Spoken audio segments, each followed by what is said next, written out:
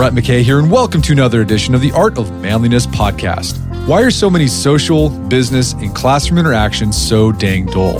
This state of affairs isn't only a bummer for those on the receiving end of these underwhelming experiences, but those offering them too. It means that people are failing to connect with others, teachers are failing to impart knowledge, and salespeople are failing to make sales. Because when you don't engage people, you don't influence them. My guest says that the secret to making an impact on others is learning to turn ordinary experiences into extraordinary ones through the science of immersion. Dr. Paul Zak is a professor, scientist, and the author of Immersion.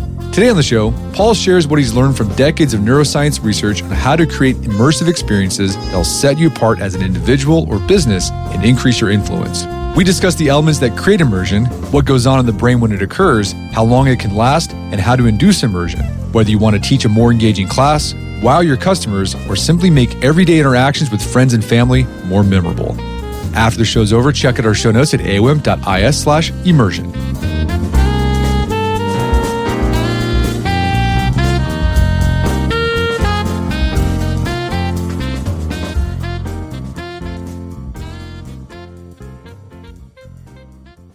Paul Zak, welcome to the show. Thanks so much, Brett. So you've spent your career studying why people or why certain things engage us more emotionally and spurs to action while others don't. What led you down this research path, and how did your career end up having you doing research for the U.S. military? So there's an honest answer and a dishonest answer. Which one would you like? Yeah, I like I want the story, the dishonest one. How about that? That's always the more fun one, right? The dishonest one is the DMV. You've been to the DMV. Yes. You've been to, Walmart. Why do we have so many experiences in our life that are sucky, right? Why isn't everything fabulous? Why isn't everything like the first date with the person you fall in love with, or an amazing meal? So, if you talk to businesses, they all agree customer experience is really important. But most of that is terrible. So the first, dishonest answer is, I'm just fascinated that we cannot figure out how to wow people every time we have an interaction, whether that's social, whether it's in person. Why is so much stuff mundane and dull? So that's the dishonest answer. The honest answer is that I'm a Martian, and I find the human species to be extraordinarily interesting. And we began to study why people are nice to each other, which seems to be like a weird, outstanding trait of the humans, right? That we cooperate most of the time. The bad behavior gets in the news, but basically we're pretty nice to each other almost all the time. Why? Right? Isn't nature red in tooth and claw? Shouldn't we be grabbing resources and anything we want from each other and murdering each other at a high rate? We really don't. And so we started doing this work, made some progress, and then the U.S. military and some other agencies of the U.S. government with letters that I shouldn't mention started funding us to ask us to identify signals in the brain that in combination would accurately and consistently predict what people would do after a message or an experience. That's a mouthful. What's that mean? They wanted us to build a neurologic prediction engine in order to train soldiers to have a new superpower called persuasion. So if I could understand from a brain perspective what will motivate you to take an action, then I can influence that action. And that's what we all do all the time, right? We're social creatures. We're constantly influencing those around us, whether we know it or not. So my view is we might as well be as good as possible at influence by understanding the factors that promote or inhibit people to cooperate with us. So in your book, Immersion, you share this research you've done in a very easy to read, reader-friendly way.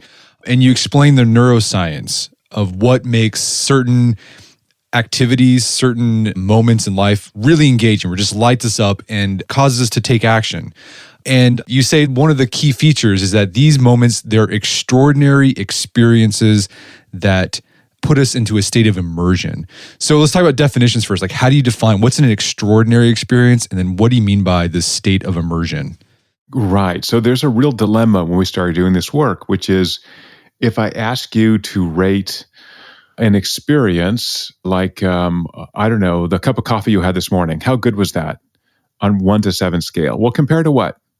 I always say, like, compared to my kids, my kids talk back to me. Forget my kids. My dog's perfect. My dog's always a 7, right? But I can't compare my dog to coffee. And so if we ask people to consciously report what they think they like, it predicts nothing. Doesn't predict movie ticket sales. Otherwise, every movie will be a hit, right? Just ask people, do you like this movie? Great. We'll edit it till you like it. Every book would be a hit. So we went with what we can see. We gave people an experience, and then we allowed them to do something that was difficult or costly. So, for example, we showed them a public service announcement about some social ill, and we were taking blood before and after, look at changes in neurochemicals. So we paid people like $40. And at the end, we said, by the way, do you want to donate some money to the American Cancer Society or whatever? And we just compared brain activity for people who did something after an experience versus those who did not. So our assumption was, if this experience was so exciting to your brain that it provoked you to do something difficult, it must have been really extraordinary. And then we worked back from there. And in doing that, we discovered this neurologic state I've called immersion, which is a set of neurologic signals from the brain. So it's brain data that's associated with being present, right? The experience is not going to be great if I'm distracted, if I'm not able to be fully present, and with the emotional value of that experience. So if I'm here, I'm present, and this experience is emotionally compelling to me, those two things together tell me that this experience is valuable. And that neurologic immersion is a continuous variable. So it can be low, it's an okay thing, or it can be really high. Oh, I love this a lot. This is the best thing ever. And so by being able to quantify neurologically, second by second, the value that people's brains assign to an experience, we can work backwards. And this is what the book Immersion does, is to take 50,000 plus brain observations and say, well, how do I create a great message as a marketer? How do I create a great movie? How do I create a great hit song? So we've learned so much from people measuring those activities so that we can create more of what people really love. Isn't that what we want in the world? That's what I want.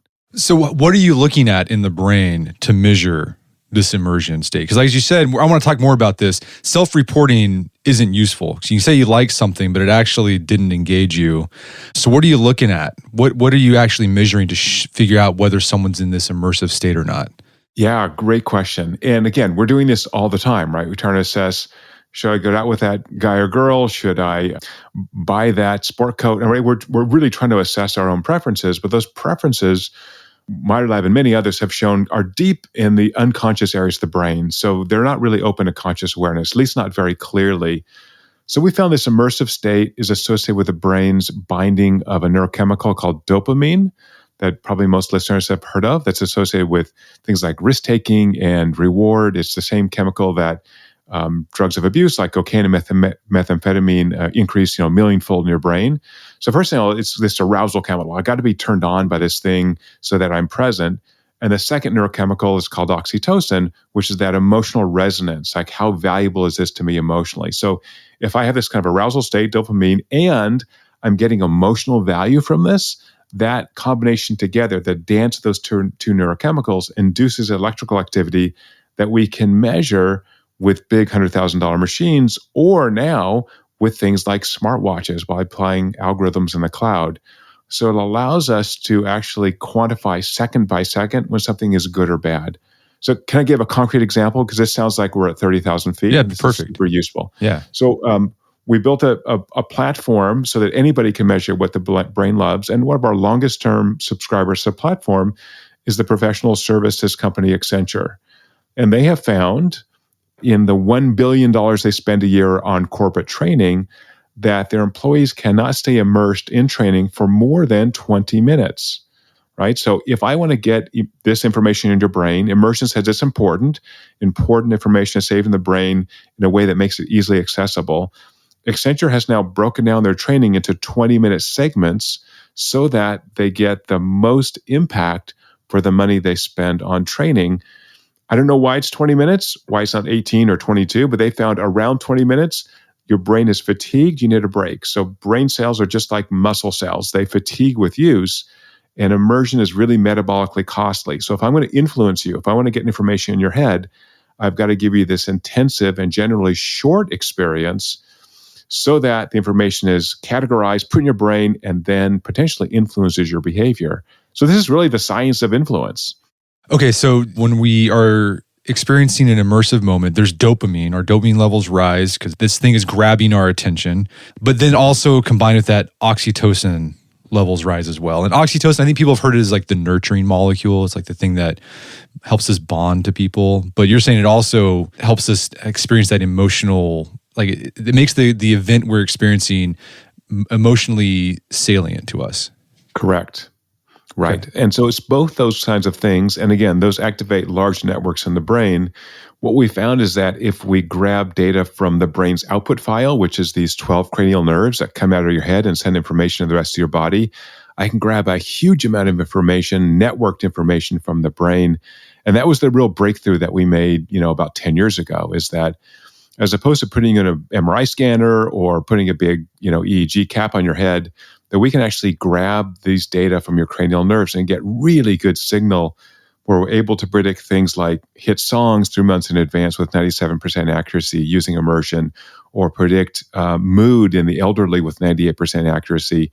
So we're really capturing, I'm going to use one bad word, I hope that's okay. I'm really capturing what one of our subscribers to the software platform called the give a measure.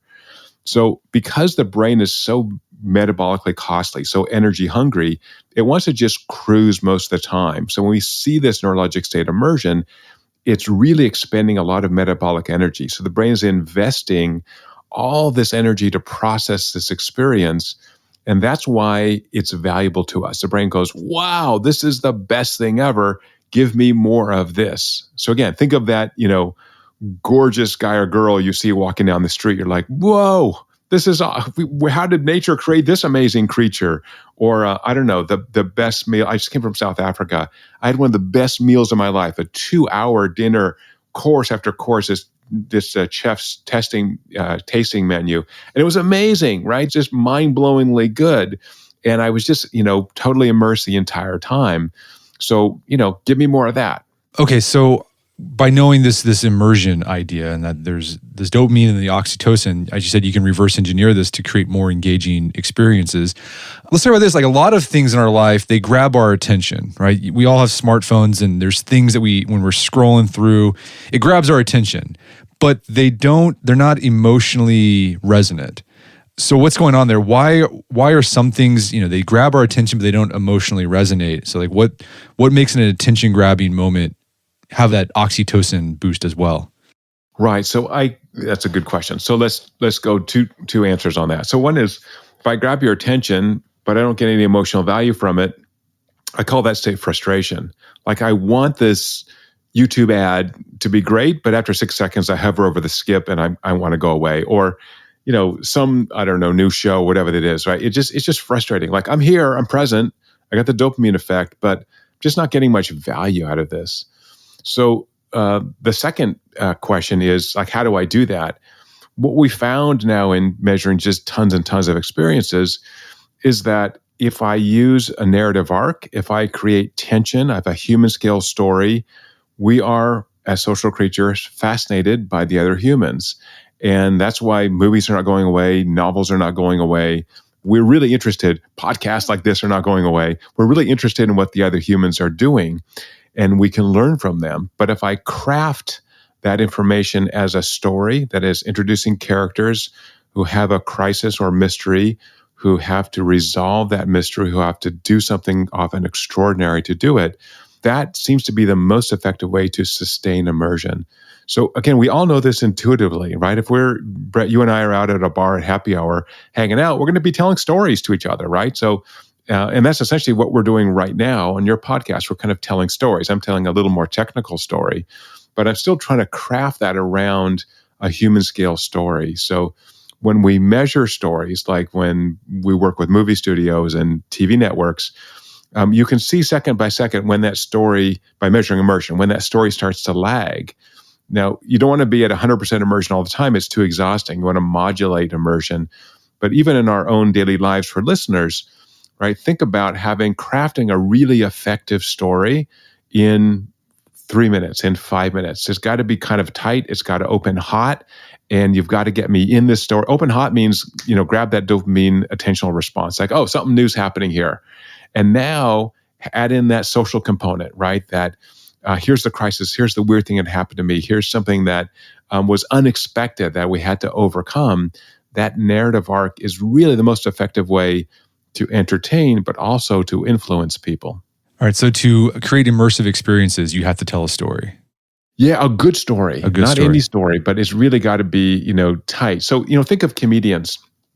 They go to these clubs, they practice these comedy routines in small clubs over and over and over until they've really tightened up the language of storytelling. So we as, civilians, we just tell stories all the time kind of randomly. But I would say if you want to influence others, and that's what human creatures do all the time, so just, embrace that. If you want to do it really well, craft that story, practice that story, get it really nailed down so that in particular, if you want to influence someone, you want that call to action or that request to happen at an immersion peak. So you want to craft your narrative so that there's a peak immersion, high attention, high emotional resonance at this point where you've really captured this person emotionally, and then you can move them in a direction that you'd like them to go in. Now, people can always say no, right? There's no coercion here. There's no brainwashing. There's no, secret sauce here. I'm not working for the North Koreans.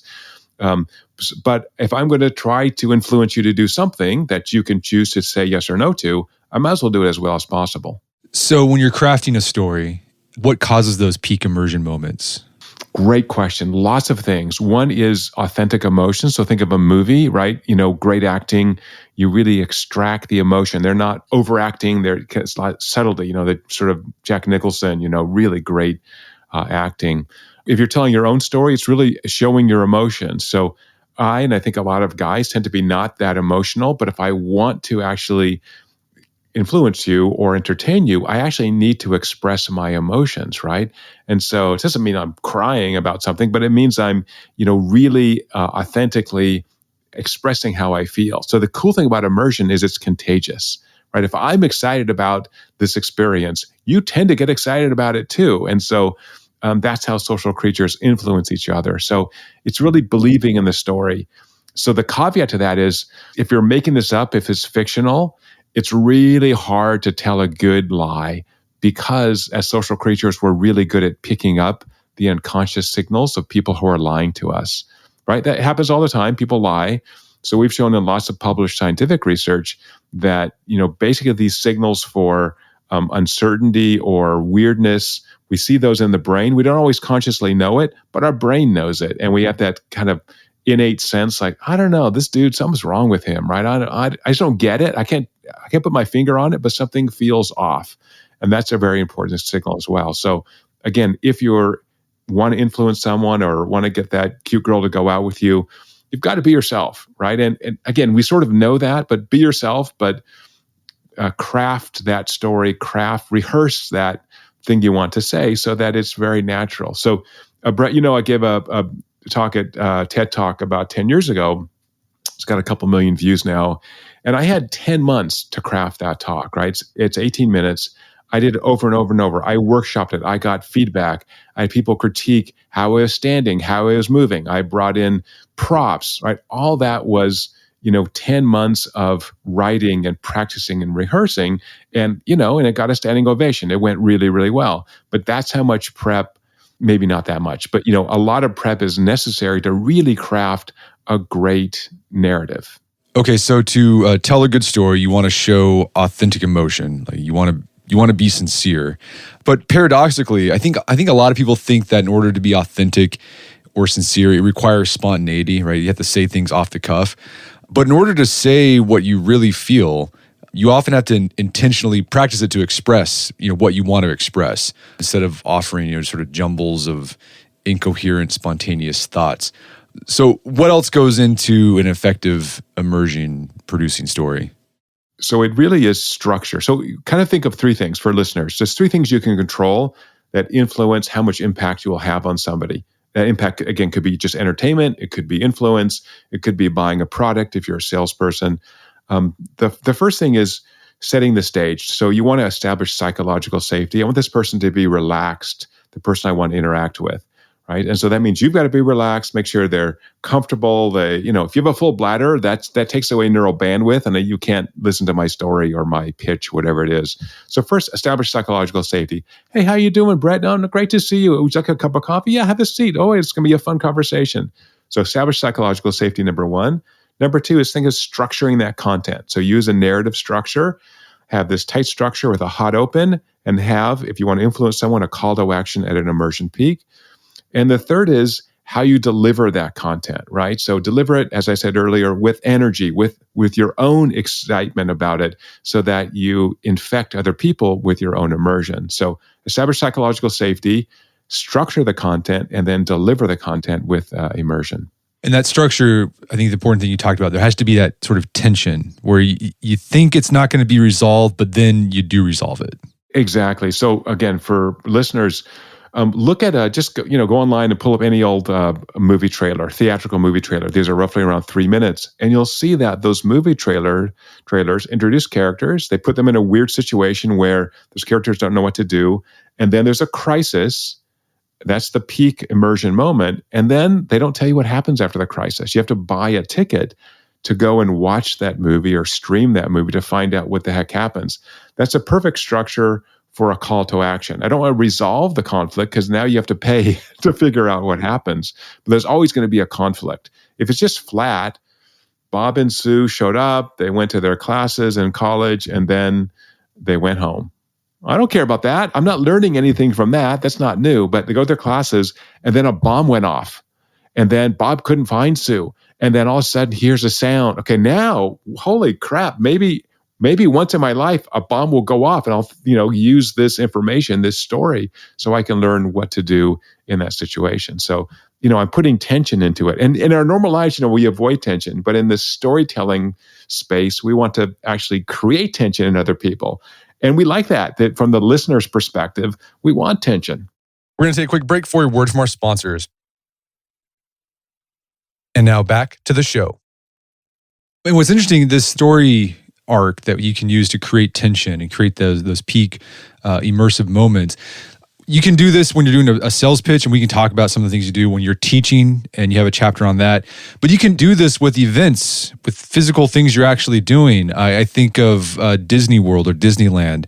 They do a great job of telling a story when you're going through an attraction. Like even when you're waiting in line, like they're telling a story. They're creating those narrative, those immersive moments. Then it'll go down because you need a break, and then it'll go back up, and then you go through the ride, and you have a completely immersive experience. Exactly right. So if you think of, the most famous rides at Disneyland or Disney World, like Space Mountain is just a roller coaster in the dark, but it's wrapped around this amazing story of going to a space flight, and you're entering into the space center, and you have to get on this ship. And so, yeah, Disney was brilliant in wrapping the attraction around a story. So I took a crew to Disneyland. This is in the book.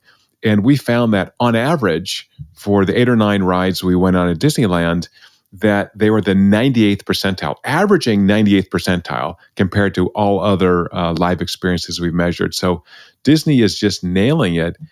And part of that was the queuing up. As you're queuing up, you have so many things to look at and listen to and hear and smell. And so they really create this experience where, again, they're kind of warming you up for the big takeoff of that attraction. So they're kind of, again, establishing that psychological safety. They're intriguing you. They're keeping you immersed. So let's do this in our daily lives as much as possible. Again, you don't want to just tell your family member or loved one, how's work today? Great, nothing happened. Well, that doesn't really tell your family member much. But you say, pretty good day. And the most weirdest thing happened ever. A coyote walked into my office. Okay, well, I'm interested. Holy crap, a coyote walked in your office? I want to hear this story, right? So, think about giving people the information that is going to be most interesting to them, right? When we have conversations just like this, we want those conversations to be interesting, engaging, immersive. We want all those things to happen so that we learn something new. And it's the new information that creates tension in a story. As you were talking, it made me think about why Christmas is such an immersive holiday. Because it's got a story. It's got all these stories involved in it. You've got, of course, you got the nativity story, but then there's like Santa Claus, and you have all these things that, pique your immersion. And then you get to Christmas Eve, you're counting down, and there's like this tension, and you don't know, like when you're a kid, like, well, is Santa going to come or not? And you wake up, and it's just, our brain's getting hammered with oxytocin during Christmas time. For sure. And you have all those memories of the previous Christmases and all the amazing things that happen and family and friends you saw and great gifts. And so because the brain is so energy hungry, those memories actually influence our immersion in current events. In other words, I'm actually kind of taking that immersion and putting it on steroids because I have all these good experiences from the past that build up my immersion in the current experience. And that's why we want to repeat highly immersive experiences, whether it's dating that person that you're crazy about, you want to see them over and over, whether it's going to Disneyland again, shopping at a store. I just mentioned I came back from South Africa, so 30 hours to get home for me. The most amazing flight attendants who smiled, who just made my flight so interesting and nice and couldn't been better. And, you're just kind of beat up after all that time on airplanes and airports. And yet the people there made the experience so valuable for me. So shout out to United Airlines. How would you make the DMV experience more immersive with this information that you've garnered from your research? That's a great question. I think the first thing is greeting. So again, I want to establish psychological safety. We're taking time off work. We got to go there. So have a greeter out front, just like Walmart does. Like, oh, hello, sir. Can I get your name? We'll get you checked in. Oh, Mr. Zach, welcome to the DMV. Oh, holy crap. I would love that. First of all, that's just that alone will make my experience better. And then second, tell me what's going to happen, right? Give me that kind of journey, that narrative about the journey. So we're going to have you check in at window 7. Expect to wait, between 6 and 10 minutes. Thank you for making an appointment. And then they're going to get you checked out. So you're getting your license renewed today. So you should be out of here in about 20, 25 minutes. And my name is Bob. If you have any questions, come talk to me anytime. Wow, that would be great. Now, the problem with the DMV, of course, is it's a government office, and so they don't have a profit incentive to keep me coming. I have to come. It's a monopoly, basically. But, think of how many stores you go in. I was at a store on Fifth Avenue in New York, Brett, a couple years ago with my daughter shopping, some fancy store. My daughter's 20. She goes to the women's section. I look at the men's section, and literally there were 3 salesmen standing there, grab-assing with each other instead of saying hi to me. I'm looking around, I'm dressed nice. I have money. I literally went over to the salespeople like, you guys don't want to talk to me? You don't want to try to sell me stuff? Like, what's happening? They all just looked at me like blankly. And one guy finally said, what are you looking for? I'm like, how about a sport coat? What's new? What's the late? I had to beg them as opposed to, hey, welcome to our store. Yeah, my name's Paul. We have some amazing new sport coats in. Just came in yesterday from Milan. All right. You're telling me a story now, right? I'm engaged in that. So, really think about the best way to communicate as storytelling. Okay, so with an event like the DMV, you don't necessarily have to create like a fantastical story like at Disneyland where you have a queue and you're going through some kind of cool Star Wars expedition. Because people would just be turned out like, oh my gosh, this is the DMV. What are you guys doing? But it's just the story could be like, here's what's going to happen on your journey during the DMV. You're going to wait in line here and you're going to go there. Like, that's the story right there. That's the story. But how about every 50th customer, you're in a lottery for, I don't know, something awesome. A free year of registration for your car, whatever. Like, we want to actually make this, we're going to gamify it. So gamification is really useful because it builds that tension. We don't know who's going to get it. We're all watching it. Wouldn't that be great to have some kind of gamification at the DMV or any place? I want to go back to this idea that this disconnect between us liking things and then us actually being emotionally resonant to it. And you found this with some Super Bowl commercial experiments you did. So you showed people Super Bowl commercials and asked them, what did you think about this commercial? And what you guys found was people would say they liked this one commercial, but if you actually looked at their data from their brain, they actually weren't responding to it. So what's going on when we say we like something, but our brain is not really paying attention to it? Like, why do we like things that we're not really emotionally resonant with? Yeah, the short answer is that people lie. And people lie not because they're malicious, usually because they're nice. And we're asking them this impossible question. Again, liking compared to what? It's untethered to anything that's objective. So when we started doing this work commercially, I started getting that weird feeling like, okay, I can do this in my lab, I can publish research, but if companies are paying us a lot of money to help them create immersive experiences and measuring the experiences they've already created, I want to make sure I'm really doing it right. Yeah, so we started measuring Super Bowl commercials because we can measure this live. We would go to a bar. We would arrange with a bar to, have 50 people come in, and we'd buy them drinks and snacks, and then measure the Super Bowl live while it's going. And then also ask them, like, which commercials. We didn't care about the game. We care about the commercials, right? This is, the commercials are the apotheosis of advertising, right? Super expensive. They should be the best. And those commercials are rated by USA Today newspaper every year. So we actually have that data. And every year we have found a zero correlation between what people say they like in a commercial and what is immersive to their brains. Why? Because things we like are things that are easy, things that are familiar. And also, we try to be nice. We don't want to say stuff is awful generally. If you ask people like in a focus group. But there are a lot of commercials that are not really likable that really shake up the brain. So to me, the return on the investment of advertising is I shook up your brain so much, this information stuck in there. So now when you go to the store or go to the car dealer, you remember that experience. Immersive experiences are saved in the brain in a very special way because they have high emotion that make them more easily recalled. So if I want to shake up your brain deep in the unconscious parts, you don't have conscious awareness of that. So we like things that are easy, that are funny, that are whatever. And by the way, it doesn't matter if they're funny, sad, weird. Some of the most immersive commercials are super weird. They're just odd. And I don't know, they're like surprising.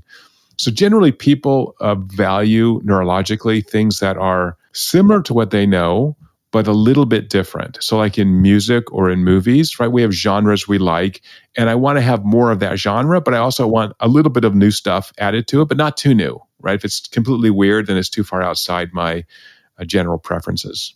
Yeah, you talked about one commercial that people didn't say they liked. Like that was the worst commercial. But if you actually look at the data, it's the one they most responded to is this Diet Coke commercial. And it was like some woman just kind of dancing like Elaine Bennis, like sort of off kilter. But that was the one that got the most response. Yeah, it's unlikable. And I've showed it many, many times, and people always agree. Yeah, some super tall, skinny woman dancing in this weird, awkward way. And it's shot with very asymmetrically against a yellow wall, and she's talking in a weird way. The whole thing is just weird, but it has a narrative structure, and it's like a car accident. You just can't look away. You got to see it. So it's not likable. But again, I think that's the mistake that we make when we create content, is that people should like it. Now, we do find that highly immersive experiences, when we ask people, are rated as enjoyable. So that's a good thing. But enjoyable doesn't mean it's immersive, right? If I like it, it doesn't mean that it shook up my brain. So that's what I want to do. I want to shake up your brain so you go, holy moly, I got to do this thing. This is happening. Well, and you also talk about this disconnect between liking and it resonating. This can explain box office bombs. Like you talk about Pluto Nash, that Eddie Murphy movie in the 90s. And what happens is these movies get made because they do focus groups, and the focus groups say, yeah, I like that.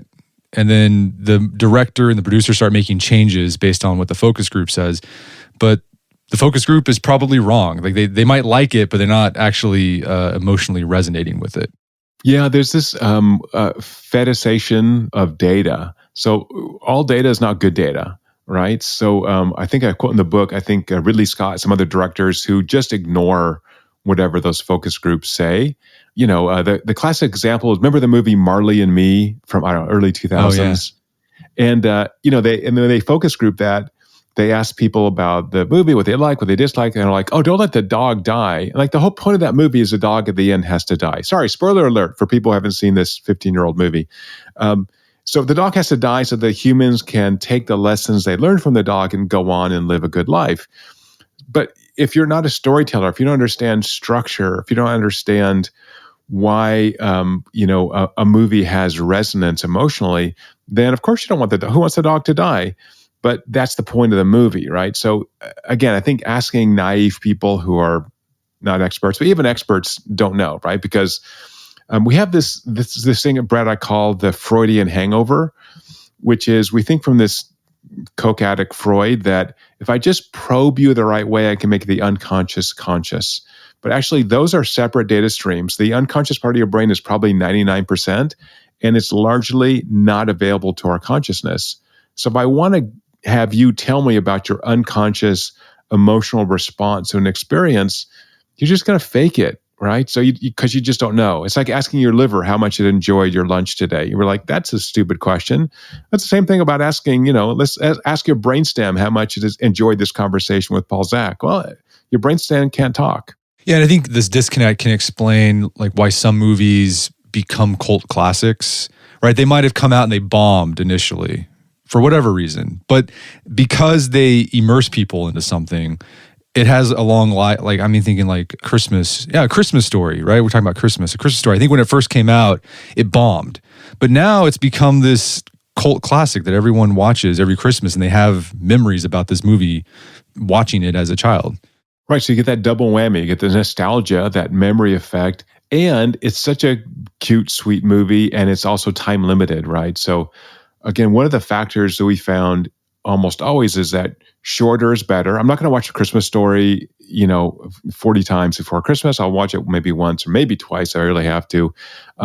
So that time limited, this is the operators are standing by now, right? We want to make that tension, we're going to turn that tension into a decision, and that decision's got to happen faster. But yeah, with streaming, there's so many movies that are out there that, didn't find an audience for whatever reason. They weren't marketed well, or people just didn't get it. And then they're absolute classics, and it's so great to have them. But again, for listeners, if you rewatch a movie, it gives you a great opportunity to see the hooks they put in there to modulate your immersion. And for long-form storytelling, again, I don't want you to be at maximum immersion because I just exhaust you and then you just want to quit. I want to kind of have this sine wave pattern, up and down, different storylines with different levels of tension, and then generally those 2 or 3 storylines merging in the end into a big climax. So again, you can learn from your favorite movies or favorite TV shows, how they do that. You mentioned Elaine Bennett. So Seinfeld, I think, was extraordinarily well written, where there were almost always 3 different storylines that at the end of that 22-minute episode converged into kind of a big takeaway. And so, just for people interested, watch a couple old Seinfelds and see how they wrap these 3 stories together that modulate tension from high to low and then bring it all together at the end. Well, let's talk about some applications of this immersion idea. So teaching, there's people who might be teaching in schools, but if you have a job, you might be doing trainings. How can we use this immersion idea to help students recall information better? Right. So think of the Accenture 20-20-20 rule. So don't speak for more than 20 minutes. And after 20 minutes, you'll switch tasks. So 20 minutes of maybe explaining what you're going to do, and then 20 minutes of something that's active, participatory, people working at their desks or tables, and then think about 20 minutes of a debrief. So it's really the flipped classroom on steroids. So shorter, more intensive. Accenture has found that breaks should be longer because I'm, again, exhausting those neurons in the brain. So put a break in there so people can kind of refresh. You can use things like movement together to get a class or a training session. So stand up and we're going to all clap together. We're all going to move or do jumping jacks. And people naturally coordinate. So when you coordinate, you actually increase immersion because we're all moving the same direction. So brains will actually, physical movement will coordinate neurologic activity, which is super weird. So that's one way to do it. And the next is really be responsive. So if you're not measuring immersion directly, look for those signs like shuffling feet, movement in the seats that tell you that you're kind of losing people. So when I give public lectures, I always listen for those kind of movements or look for those movements or listen for those sounds or like, okay, I'm losing the audience. I've got to mix it up here. So what I do when I'm speaking for, say, an hour is I put in what I call pivots.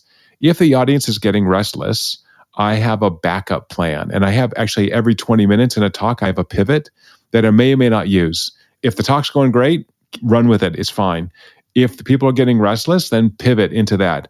I'll change the area of the stage I'm using. I'll go into the audience. I'll have props or I'll have things prepared so that I'm ready to continue to engage others. The shortest answer actually is use multimedia. So if I'm giving an hour talk, I'll probably show 3 to 4 videos to break it up. So I'll show a short 3 or 4 minute video. So now something's new is happening.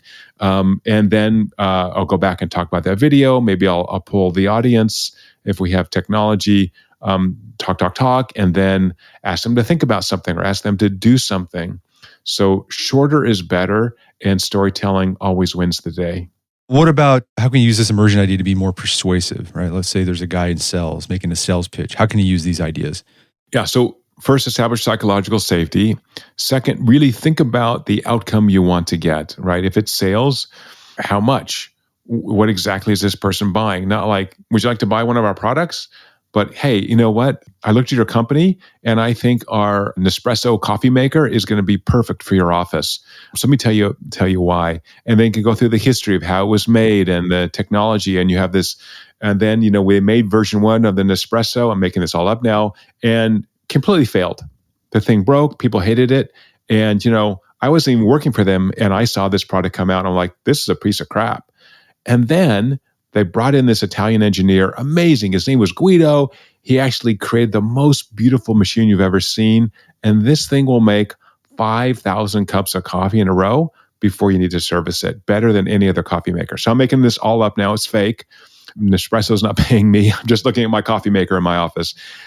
So it's really crafting that story and then getting to a point where, hey, 5,000 cups of coffee, this is going to be the best thing for you. How many would you like? Take that a high immersion moment and then close the sale. So you've really got to close the sale. What we often do with storytelling is we resolve the tension and then we wait from a sales perspective. What you want to do is when you've got high tension, that's when you want to make the ask, right? So you don't want to wait till that tension's dissipated. It's rare. It doesn't last that long. Peak immersion moments last for maybe 20 to 30 seconds at most. So you've got that small window where you've really captured that person emotionally. That's when you want to ask them to do something.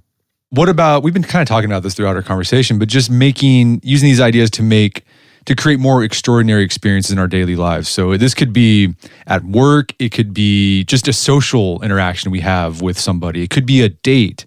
What are some examples you've seen in your own life and in your research?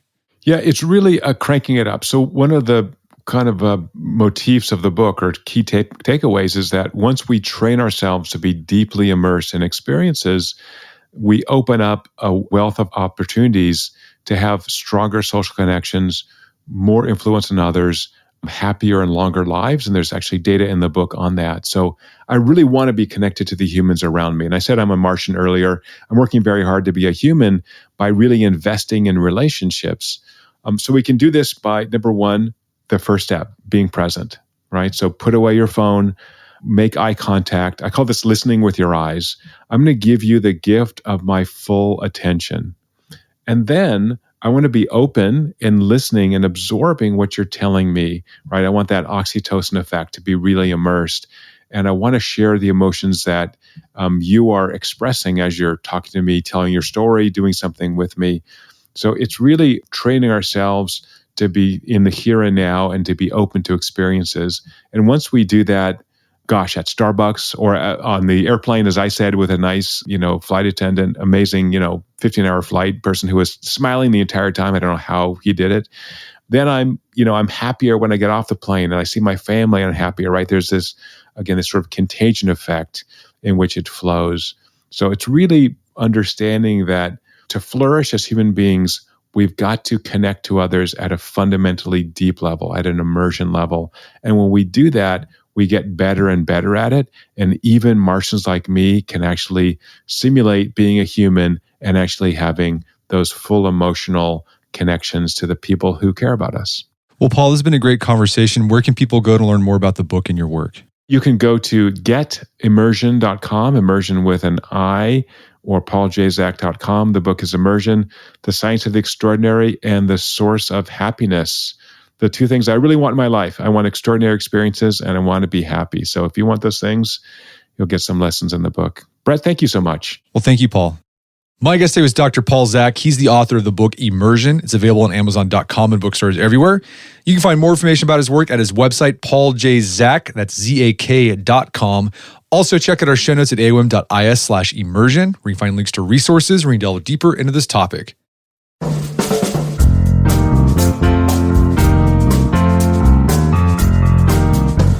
Well, that wraps up another edition of the AOM podcast. Make sure to check out our website at artofmanliness.com where you find our podcast archives, as well as thousands of articles that we've written over the years about pretty much anything you think of.